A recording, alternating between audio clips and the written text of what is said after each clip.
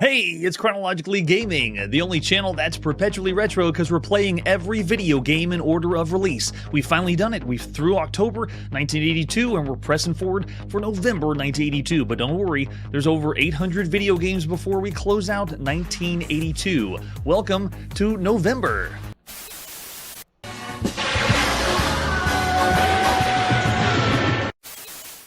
Shots have been fired. We were last on the Commodore VIC-20 checking out 3D Labyrinth by Jeff Minter. Let's see what the next release is. Next, we're going to the United Kingdom to play on the Sinclair ZX Spectrum. This is 3D Tanx. T-A-N-K-S. I think we've seen other games that were called Tanx like this. Very cute. Let's take a look at the box for 3D Tanx. Yes, it's Tanx. It's also by DK-Tronics. I believe this is the third game we played by DK-Tronics. Not too many out there, so they have a lot to live up to. But it is a game, and is it going to be in 3-dimension? I'm actually expecting from the box something to be like Battlezone. Doesn't it look like we're going to play a Battlezone style game? Yeah, flip it over the back, you can see it's a cassette tape, because we played video games on cassette tapes right now in November. What other artwork do we have for 3D Tanx? This marks our 116th game we've played on the Sinclair ZX Spectrum. And bear in mind, this computer came out in April 1982. We've already played 116 games for this little micro. And also remember that while it came out in April, most people didn't get it until months later because it was mail order. Yeah, that's how many games you could have already played on this little micro. Besides the box, we have just the cassette tape by DK-Tronics. Very quaint, simple, easy. Oh, there you go. An alternate box. Really, really flashy, but just different color scheme. There's an example of the screenshot. And I think I have, actually, I wanted to show off the title. Yeah, there we go. By Don Priestley. Way to go, Don. This is the 5th game we've seen Don Priestley do. All have been in the United Kingdom. Here's the manual. Manual? Oh, it's just how to load 3D Tanx. So that's what you got on the inside sleeve. Yes. We are finally out of October. This game has got to be good, right? Of all the versions that you could play of 3D Tanx, most are by DK-Tronics. There's one by in Italy, and there's also, I believe, yeah, a re-release in France. All over Europe. Here's the first one from the United Kingdom. 3D Tanx by Don Priestley at sometime at the beginning of November 1982. They're greeting us with a program by DK-Tronics. Okay, so we can do I for info. Tell us, how do we play? We have active... okay, tell us what our scores are going to be for shooting everything. Got to know what they are in 1982. Then we have our keys. Looks like this is keyboard controlled only. It is pretty rare for a ZX Spectrum game to be joystick, but you can see I can move left and right with F and T and up and down with S and W. And then if you want to hold the game, you can press H. I wonder what hold means. I'll try it. And then we have fire with Y, and space will abandon any game. Got it. And we just push any key to move on. So we can change the game type if we push C. Oh, nice. 7 different game modes. You can have a practice mode if you want to. Let's go with, let's do a moderate start. So I'll push number 2. Nice. And then R to return. Interesting user interface. And then they have 1 to change to a 1-player game, or 2 for a 2 or more player game. So check this out. If I do 2, you can have a max of 6 players playing this game. But it's, again, a hot seat game. So if you have 6 people here for the party, you just take turns. See if you can get the high score. So I'll just do a 1-player game. Oh, wait, max is 6? No, I'll go back to 1 player. So is the high score table. Nice touch. Oh, it's going to go right into a 6-player game. Whoops. Wasn't expecting that one. All right, let's get the controls. Here we go. Left and right's working pretty good for the controls. And let's see, we move up and down. Where's my up and down? There it is. Ooh, cool effect of the tank moving back and forth. So it is from a first-person perspective. It's like I'm controlling a tank. Looks like these aren't very aggressive. They're not firing too much at me. But notice how all the tanks in the background are on different planes. You're supposed to fire a shot. Let's try it. What is it? Yeah, there we go. Oh, okay, that should have hit. Oh, it didn't hit because you have to make sure you have the right distance of your turret. So it's timing, and it's also nice. It's timing, but you also have to get the distance correct. Too cool. Yeah, so it's not technically Battlezone because we're not able to move around in a 3D space. It doesn't feel very virtual reality-ish. Wait a second. I just shot the tank, and it's still... Their turrets can still hit me? Wait a second. So even a downed tank can hit us again. Let me try that again. Oh, too high. Hold on. I'm wondering if I could hit it again, that it'll blow the turret off, but it looks like no. An immobilized tank is still... What? So look at this. Now I've made really poorly placed tanks that I've destroyed, and now they're going to get in the way. So here, if I move myself over here... Oh, wait. Those tanks blew them up. Let's see if we can time it right. Cool. So this idea is not a new idea. It is interesting that we haven't seen a whole lot of games that are playing like this. Essentially, this is like a shooting gallery game. You know, the kind of things you see at a carnival. But the shooting gallery is done where you have multiple planes to work with. Wait a second. Did I just enable that tank? I don't know if I turned on the turret. It looked like I shot the tank, and then now it could shoot after me. So this is a shooting gallery, but it has some elements added onto it. Up to this point, across all systems, this is the 53rd shooting gallery game we played. Shooting gallery is like the predecessor of the fixed shooter that was brought to us by Space Invaders. So this is like older than Space Invaders' idea, basically. But it is a vehicle simulation because we're getting controlling a tank in a 3D space like this, which is kind of nice. It's not super technical. It's still very much an arcade-style game. This is the 27th vehicle simulation game we played, but that's just general vehicle simulator. All kinds of vehicles. This one really reminds me of a few games we already saw in the arcades in 1977. Take a look at M79 Ambush. It plays really similar to that, or Guided Missile, both from 1977 in the arcade. So in a way, it's almost like we're doing a throwback of playing a really classic arcade game on our Sinclair ZX Spectrum. But this mechanic of having the tank stay there, I don't know if that works. I guess it just... You're going to be having them sit... Let's see, this. Can I get this one? Nope, too close. You have to angle it right. Let's see if that's the right angle. Yep, there it is. So one goes down, and you can see... Fire! But now you have all these down tanks that can hit you. Whoa, and that was 3. That is super firepower from that one. Yeah, and so the way the game eventually works is you're just going to clutter the landscape. So we're playing a 6-player game. That's too funny. This is the 23rd game we played that is 6-player compatible. Even though it's hot seat, it's still fun that they programmed in 6 players if you wanted it to. But eventually, your death will be inevitable because you have to fill the whole landscape up with down tanks that can shoot you. I guess if you were smart enough, you could time it so that, for example, one of the tanks is on the left or right side. But antiquated concept. It's executed very well, though, here on the Sinclair ZX Spectrum. You would have a lot of fun with this one. There is more releases on other home computers besides this. 3D Tanx is... well, or Tanx, if you wouldn't want to call it that, like this in the title, it's going to be all over the place. And then hold, I found out what it was. It just holds your gun position so you don't mess it up. That's what the hold was. All right, so of all the games you can play right now across all home computers, it's okay. It's very good for a home computer game, but I wouldn't rate it any higher than like 3 stars. If you twisted my arm, maybe 3.5 stars, but it's pretty average for all the games you could play up to this point. It's an older concept, but it's executed very well. Yeah, I'm looking over the chat. I already see a 3-star rating and 3.5 from Manly. Yeah, and it does have the keyboard control is also what's not pushing it over the top, but I'll say 3. A few more 3 stars coming from chat too. Thanks so much for the ratings.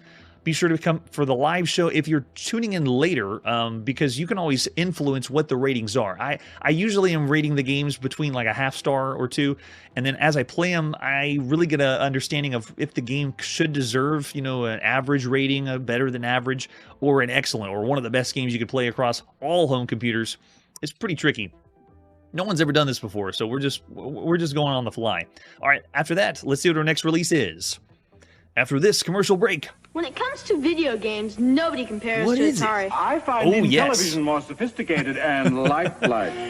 I love this commercial. Move over for William Shatner to save the day. Commodore VIC-20. With our friend the VIC-20. The reason I'm showing this is because this is our 300th Commodore VIC-20 game that we played on the show. This A computer that plays Oh, and we great played that games? chess one too. $300? Exactly. Only under We didn't $300? Get the Commodore VIC-20 computer for under $300. Yes, that's right. The Commodore VIC-20. And our 300th game is... it's a terrible, terrible game to call our 300th game, but it's cool that here on Chronologically Gaming, we've played 300 games on the Commodore VIC-20 all over the world. This game is Acey Ducey.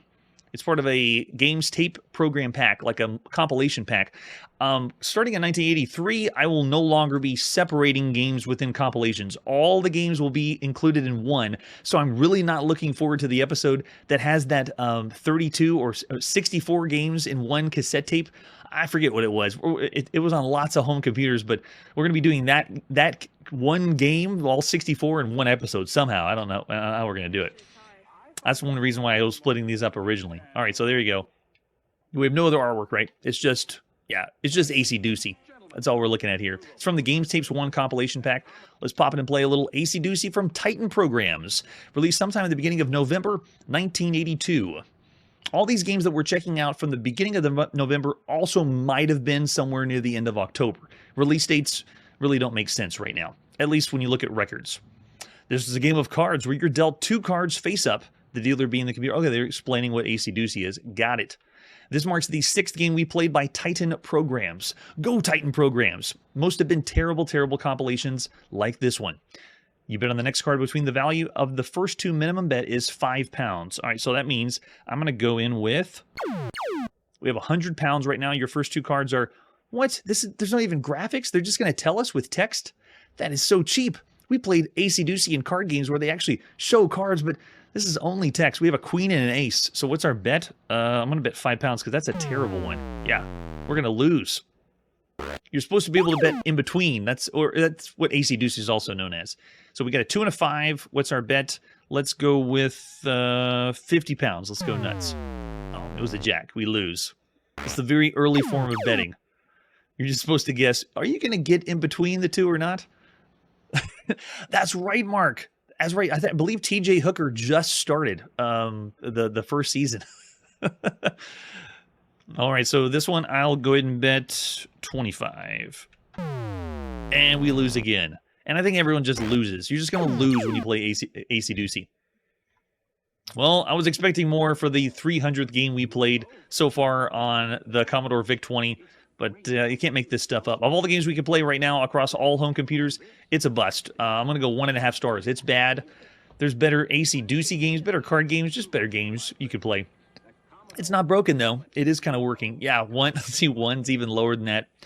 All right, with that, let's press forward to see our next game after this commercial break. You're a kid, right? Wrong! Whoa, You're a gorilla that was a being drastic chased turn. by wild warriors. You're playing Amidar, the challenging new home video game. You've the latest. outsmarted the warriors and won, They actually right? showed Wrong! Now you're a paint simulated roller being gameplay. chased by What in the pigs. world's going on? Amidar is action-packed like the arcade game and lots of fun. You've won, right? Wrong! You're a gorilla Whoa. again, only now the game's commercial's faster. going all over But you're the ready place. for Amidar, right? Right. From Parker Brothers, the ones to beat. Ah, yes, Parker Brothers. Well, there you go. That is actually a really good commercial for what Amidar is. It is out there. It is weird, man. Here's Amidar, released for the Atari VCS. Let's check it out. Starting with the box. Amidar. Oh, man. Another gorilla or another ape in the arcades. Brought home. All thanks to Donkey Kong. I wonder if when they made games at the time, Donkey Kong was so popular, they just thought, if we make a video game with apes and monkeys, it's got to sell. It's going to be great. Yeah, wasn't that an awesome commercial? It was done so well. The word Amidar actually comes from the word Amidakuji, which basically means it's a Japanese method of lottery that's like ladders. And I'm sure you've seen it before, where you start at the top with several branches of ladders trying to get to the bottom. I played plenty of games that have that method of game. It's usually designed to create random pairings of arbitrary numbers or 2 sets of points of goals, each with equal number of elements. So that's where Amidar comes from. However, this one plays like all the other games we played that are grid capture, moving around the screen, trying to capture a certain area. That's what it kind of looks like, though.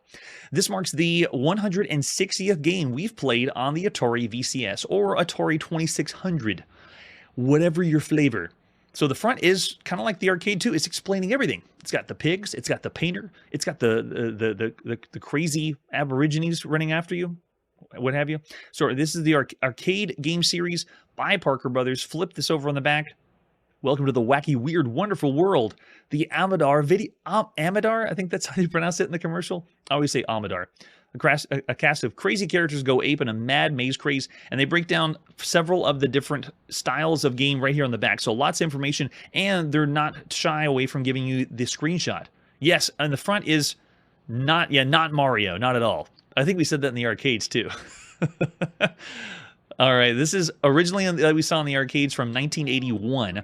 This is the official way to play Amidar on a home console. The very first time. We've already seen Amidar on handhelds by Gakken, and then it was officially on home computers on the PC 6001 in Japan. So this is the 12th game that is like Amidar, because we've already played games that are really close to Amidar that play almost identical to Amidar.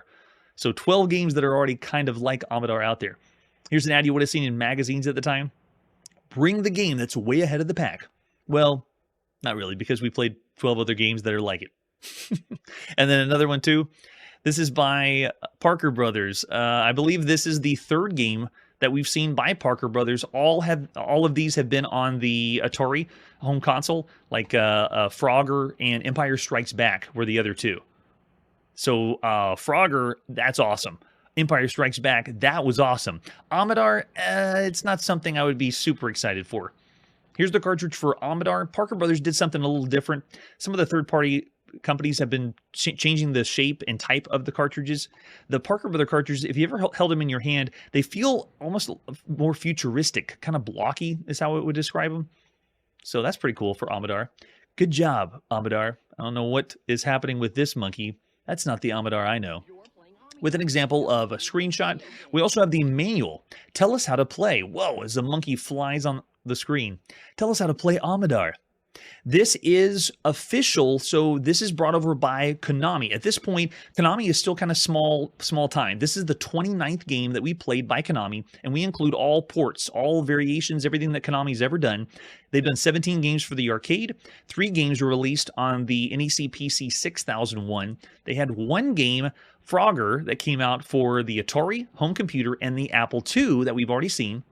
Now, it's not necessarily saying that they developed it themselves, but they had either some kind of rights, to use their property. There were 2 games that we played by Konami on the Arcadia 2001, 2 games for the Intex Adventure Vision, and then here on the Atari, Konami's done only Frogger. This is the 2nd game that Konami. So just imagine a world where there's 2 games for across all home consoles that Konami has done. Isn't that a weird concept? Now we're going to see whenever we keep pushing forward. All right, so here we go. Here's how you play Amidar. First, you're a gorilla in a maze, pursued by wild warriors. The gorilla wants a color in the maze, and the warriors want to do in the gorilla. That's an interesting way to put it. It's up to you to keep the gorilla ahead of the patrolling pack while you guide him on his coloring spree every which way throughout the maze. If you're successful, suddenly you're a paint roller pursued by patrolling pigs, and it's another fast, furious chase all over again. It explains the difficulty switch. I believe that's all we have for controls. So, or at least game options. All you do is, if you have game position A for the difficulty, you have 5 warriors at slow speed, or you have fast speed with position B. But that's it. There's not any other variations or options. There's not even a 2-player mode. This is a 1-player only game. Very, very limited with game options. Right here above my head, you can see the controls for the Atari VCS. Yeah, we got it. Move up and down, left and right. Great. That's pretty easy. And it explains how to play, what the point of the game is. If you're not familiar, because this could be the very first time you played a grid capture game or an Amidar game. Here on Chronologically Gaming, we're very spoiled, and we've already played 12 games that are just like this. It explains how the warriors move around the maze. Very nice. And when the round ends, you have 3 chances or 3 gorillas to paint or color the entire maze. And it explains what the pigs and roller maze is like. Do they give us the point values? Because Amidar also had, depending on which grid you colored in, you got different points for it too.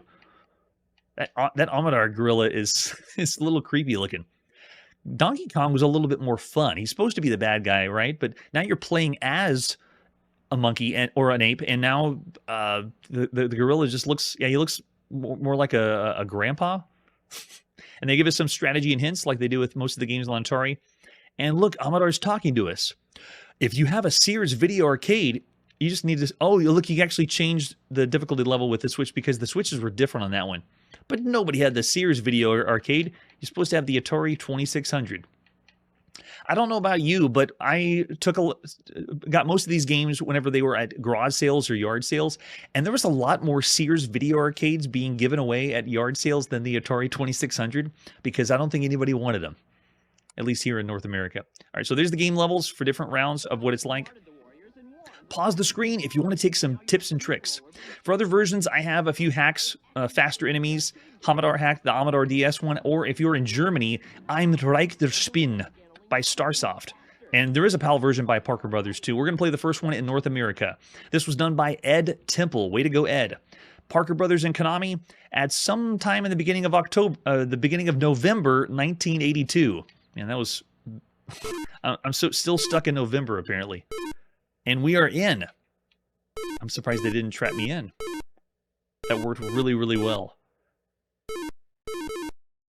So the first level or first style of game, oh, he's going. I don't think they have the same speed as me, no. They are able to corner faster than I can, though. So 3 different chances. They don't give us a tune or a ditty before we start. In Amidar, no one can hear you scream. But it's so quiet. After we played Amidar in the arcades, I wasn't super impressed with the gameplay compared to all the other games you could be playing at the time. The simple concept of just moving around, dodging enemies, is like we're playing a maze game like Pac-Man, but you're taking away the ability with power-ups. So I do have a jump, by the way. If I do that, watch, you can see I can do that, and I get a temporary reprieve for the enemies. A few of the variants we played has done things like making the enemy shake or drop to the end of the screen, things like that.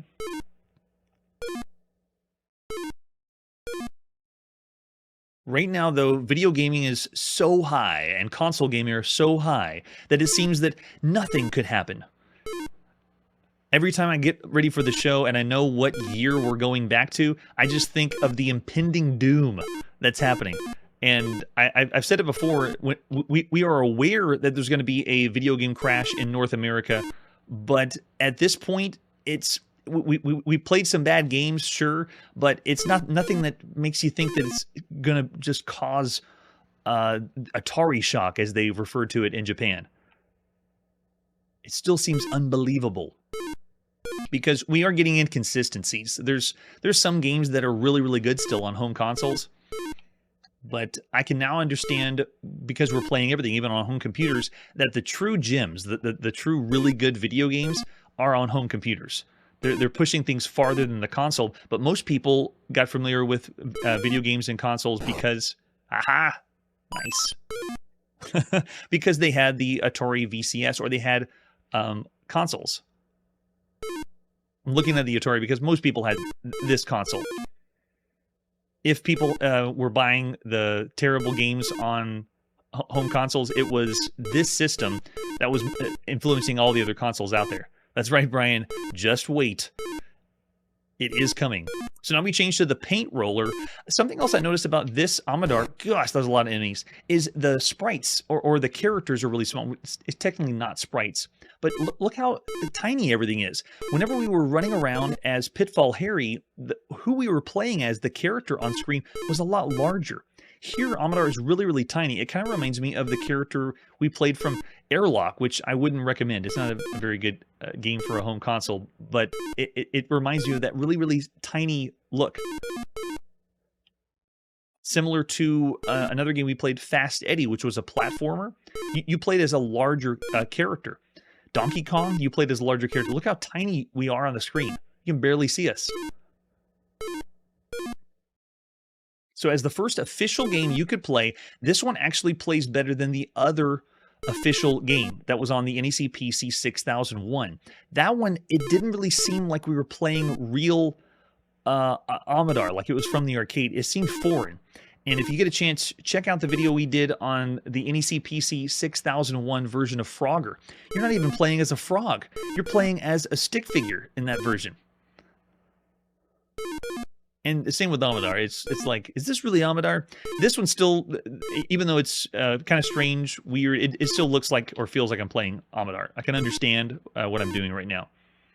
And this skill level that we're on is the slower one. You can play a faster version of Amidar if you want to. Just flip that difficulty switch on your Atari VCS. Oh, right? Yeah, Pepper 2. When we saw that, that was great. But I still say Jeepers Creepers that you could play on the Atari home computer. There's a lot of games on the Atari home computer that play as good as the arcade or sometimes better. And Jeepers Creepers is one of those. If you want to play a really good Amidar style game, that's the way to do it. Now, wait a second. Where's the point values? In the arcade, they had, I guess for getting the characters on the screen. Oh, I ran out of superpowers. I think we can knock it out before we finish up, though.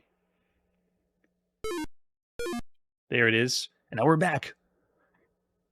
We are not a man. We're a monkey.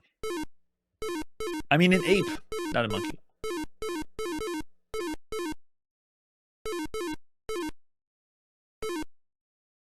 Oh, that's right. And I'm going to have lots of people in the chat and memories of what it's going to be like when we play. I really want to know, though, here on the show, if during the crash, 1983, 1984, whenever we actually do next year, is it going to be noticeable? The less games that we play. I know it is going to be noticeable. We're going to be playing a lot more games from Japan. But I really don't know for sure until we actually do it, because this has never been done before. But to its credit, this is the very first game that Ed Temple has ever done. So to be, I mean, as your very first game that you ever did, or at least on record that you ever did, this is okay for programming for the Atari VCS, because right now there isn't like documentation on it. You have to learn it from scratch. There's no training seminars on how to program for the home console right now. It's really, really cool. All right, there you go. So that's Amidar, the first official release for any home console. And when you consider all the other games you could play across all home consoles right now, I actually want to say it's fairly average. I don't have any gripes. I don't have anything that really brings this one down. But I really am interested to know from the chat, right now in November 1982, you're getting ready for the holiday season. Was anyone really excited for Amidar? Would you have said this would have been a game that would be higher or better than average of everything, or it would be lower than average? There we go. So I got a Charlie saying 3.5 stars, slightly better than average, but yeah, limited flicker. I'm with you there, but I see some a 2-star as well. So this one could be hit or miss. Yes. And that's another good point. The reason why I'm not pushing this higher on the rating scale is there's no variations. There's not even a 2-player hot seat arcade style mode. It's only one joystick, and then you go in with the game, and then you flip the difficulty switch. That's it. I'm still missing the good old days on the Atari when we had over 100 variations for all the games. That was just so fun. You know, flipping and playing the different variations. It made it a lot more interesting. I know, right? After seeing the commercial, that's why I like to show the commercials, that this would be very underwhelming. Oh, man.